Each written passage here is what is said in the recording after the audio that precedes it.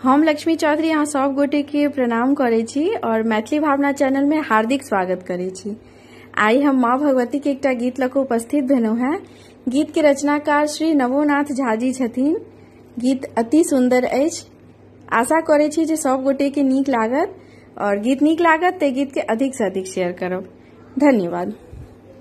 मैया जल्दी अभी आओ चढ़ी का सिंह सवारी है, विपत्ति में आबी उबारो है ना। मैया जल्दी अभी आओ चढ़ी का सिंह सवारी है, विपत्ति में आबी उबारो है ना।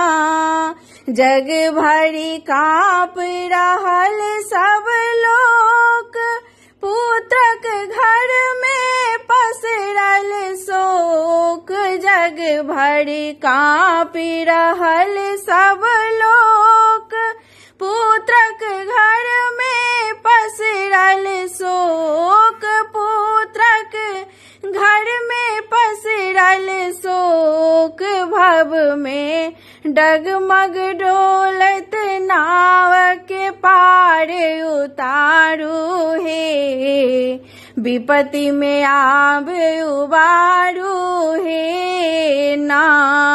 भव में डगमग डोलत नाव के पार उतारू है, विपत्ति में आबे उबारू है ना। मैया जल्दी अभी आओ चढ़ी का सिंह सवारी है, विपत्ति में आबे उबारू है ना।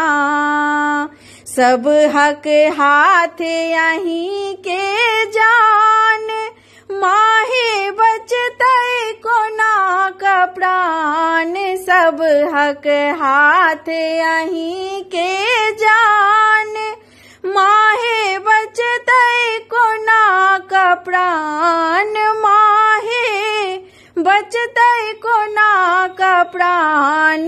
भू पर पसरल फेरो रक्त बीज यहाँ मारू है, विपत्ति में आबे उबारू है ना।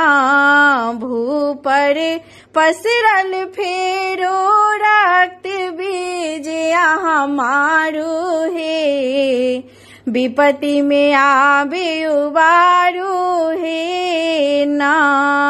मैया जल्दी अभी आओ चढ़ी का सिंह सवारी है, विपत्ति में आबे उबारू है ना।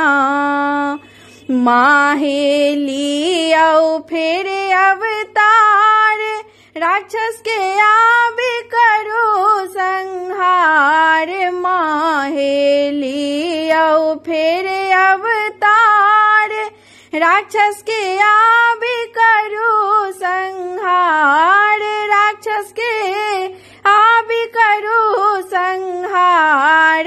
विनती करै छी बारंबार, चरण सा आवन ककरो आहा मैया तारू है, विपत्ति में आबे उबारू है ना।